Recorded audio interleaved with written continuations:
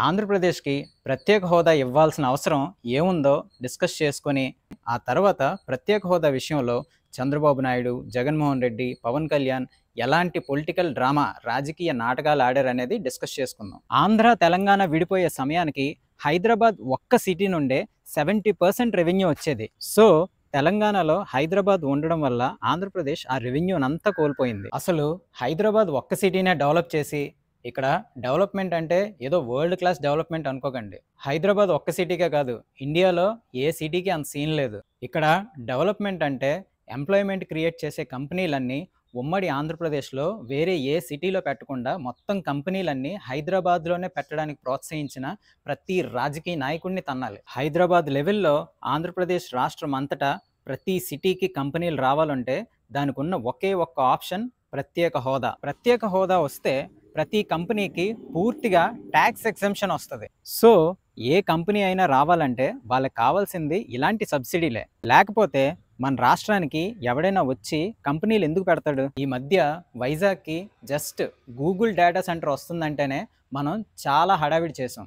అదే ఆంధ్రప్రదేశ్ రాష్ట్రానికి ప్రత్యేక హోదా అనేది ఉంటే గూగుల్ డేటా సెంటర్‌ని కన్నా వేలకు వేలు ఉద్యోగాలు క్రియేట్ చేసే కంపెనీలు వైజాగ్ సిటీ ఒక్క దాంట్లోనే కాదు, రాష్ట్రం మొత్తం వస్తాయి. ప్రత్యేక హోదా అనేది ఆంధ్రప్రదేశ్‌కి గుండెకాయ లాంటిది. ప్రత్యేక హోదా లేనప్పుడు ఆంధ్రప్రదేశ్‌ని ఒక రాష్ట్రంగా కన్సిడర్ చేయడం కూడా అనవసరం. ప్రత్యేక హోదా ఉంటేనే ఆంధ్రప్రదేశ్ రాష్ట్రానికి కేంద్రం కంపల్సరీగా సపోర్ట్ చేయాల్సొస్తది.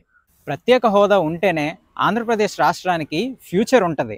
లేకపోతే ఆంధ్రప్రదేశ్ జనాలు ఫ్యూచర్‌లో కూడా ఉద్యోగాల కోసం వేరే రాష్ట్రాలకు వెళ్లాల్సొస్తది. ఈ విషయాలన్నీ ఆంధ్రప్రదేశ్ రాజకీయ నాయకులకి, అదే డ్రామా ఆర్టిస్టులకి తెలీదా? 2014 ఎలక్షన్ క్యాంపెయిన్‌లో చంద్రబాబు నాయుడు, పవన్ కళ్యాణ్, మోడీ ఆంధ్రప్రదేశ్ రాష్ట్రానికి 10 సంవత్సరాలు ప్రత్యేక హోదా ఇస్తామని హామీ ఇచ్చారు. ఆ తర్వాత అధికారంలోకి వచ్చాక మోడీ ప్రత్యేక హోదా ఇవ్వను పొమ్మన్నాడు. అప్పుడు చంద్రబాబు నాయుడు తన ఎంపీలతో పార్లమెంట్లో మోడీని నిలదీయడం మానేసి ఆంధ్రప్రదేశ్కి ప్రత్యేక హోదా ఏమైనా సంజీవనీయా అని చేతకాని కబుర్లు చెప్పడం మొదలుపెట్టాడు. ఆ వెంటనే పవన్ కళ్యాణ్ రోడ్డు మీదకి వచ్చేసి గొడ్డలు చింపేసుకున్నాడు. పాచిపోయిన లడ్డూలు ఇచ్చారు, 11 రోజులు అన్నం తినలేదు అని కొత్త డ్రామా స్టార్ట్ చేశాడు. చంద్రబాబు నాయుడు, పవన్ కళ్యాణ్ ప్రత్యేక హోదా కోసం డ్రామా చేస్తుంటే నేనేమైనా తక్కువ అని జగన్మోహన్ రెడ్డి కూడా ప్రత్యేక హోదా కోసం డ్రామా చేయడం స్టార్ట్ చేశాడు.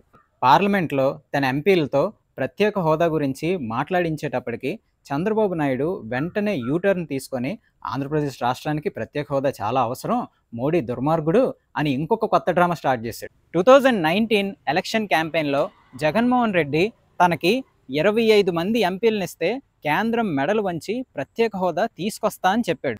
కానీ అధికారంలోకి రాగానే బీజేపీ కేంద్రంలో మన అవసరం లేకుండానే ప్రభుత్వాన్ని ఏర్పాటు చేసుకుంది కాబట్టి మనం ప్రత్యేక హోదా అడుక్కోవాలి తప్ప డిమాండ్ చేయలేం అని చేతులు ఎత్తేసాడు. కొంచెమైనా సిగ్గుండాల ఇలాంటి మాటలు చెప్పడానికి.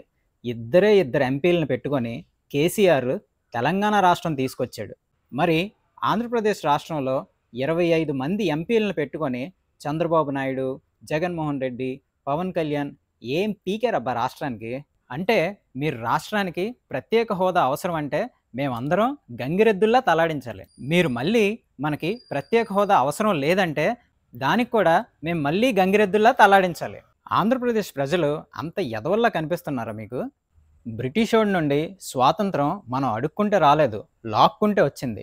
ప్రత్యేక హోదా అయినా అంతే, లాక్కుంటేనే వస్తుంది. Chandrababu Naidu fans, Jaganmohan Reddy fans, Pawan Kalyan fans అని చెప్పుకు తిరిగే చాలామంది వాళ్ళ నాయకుడు తప్పు చేస్తే ప్రశ్నించలేరు. ఎందుకంటే ఎక్కడ తమ సొంత పార్టీ వాళ్ళే తమని ట్రోల్ చేస్తారని, దాడులు చేస్తారని, జైల్లో పెట్టిస్తారని వాళ్ళకి భయం. సో వాళ్ళు ఫ్యాన్స్ కాదు, వాళ్ళకున్నది అభిమానం కాదు, వాళ్ళకున్నది భయం ఒక్కటే. తమ నాయకుడు తప్పు చేస్తున్నప్పుడు ధైర్యంగా చెప్పగలిగేవాడే నిజమైన అభిమాని. ప్రత్యేక హోదా అనేది ఆంధ్రప్రదేశ్ రాష్ట్రానికి చాలా చాలా అవసరమని ఒకే ఒక్క రాజకీయ నాయకుడు నిలబడ్డాడు. గెలుపోటములతో సంబంధం లేకుండా తను చెప్పిన ప్రతి మాట మీద నిలబడుతున్నాడు. అతనే జేడి లక్ష్మీనారాయణ. ప్రత్యేక హోదా ఏ రాజకీయ నాయకుడైతే తీసుకొస్తానని చెప్తాడో నేను ఆ రాజకీయ నాయకుడికే ఓటేస్తా. ఇంకా మీరు చంద్రబాబు నాయుడు, జగన్మోహన్ రెడ్డి, పవన్ కళ్యాణ్ లాంటి డ్రామా ఆర్టిస్టులకే ఓటేస్తాం అనుకుంటే అది మీ కర్మ. ఉద్యోగాల కోసం వేరే రాష్ట్రాలు పోయి బతకండి. మీరు, మీ పిల్లలు, మీ మనవళ్ళు, ఆళ్ళ మనవళ్ళు కూడా.